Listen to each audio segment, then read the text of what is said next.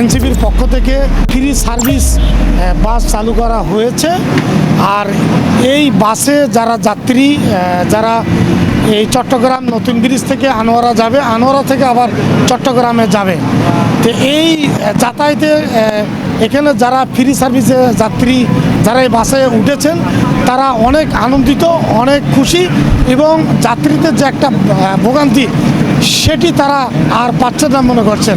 তবে এই উদ্যোগটা নিয়েছেন চট্টগ্রাম আনোয়ারা উপজেলার এনসিবির যুগ্ম সমন্বয়কারী মোহাম্মদ দেলোয়ার হোসেনের নেতৃত্বে এই ফ্রি সার্ভিস বাসটি চালু করা হয়েছে।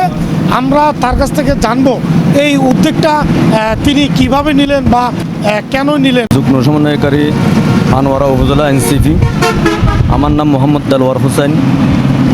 আসলে আমি জিনিসটা নিলাম, মানুষের ভোগান্তি দেখতেছি। গাড়ি ভাড়া যেগুলো যাতায়াতের পথের মধ্যে 10 টাকার মধ্যে 30 টাকা, 20 টাকা, 40 টাকা, 50 টাকা এইভাবে বাড়তে নিচ্ছে।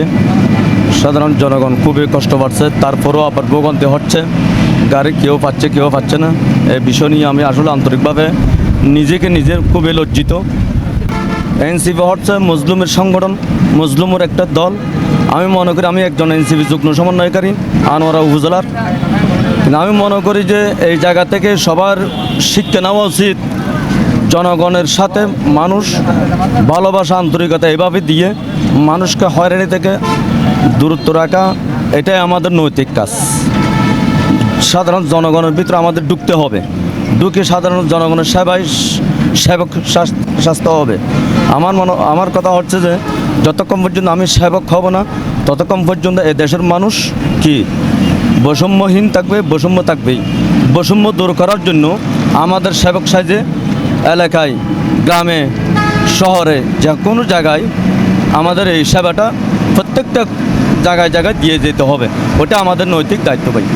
দল কিভাবে দেখছে আপনার বিষয়টা? আমাদের নাহিদ ভাইয়ের নির্দেশ যে যার যতটুকু সমর্থন আছে পারিবারিক গঠন করার পরে বাড়তি কিছু যদি আপনার কাছে যদি কিছু সঞ্চয় থাকে দলের জন্য ছেড়ে দাও।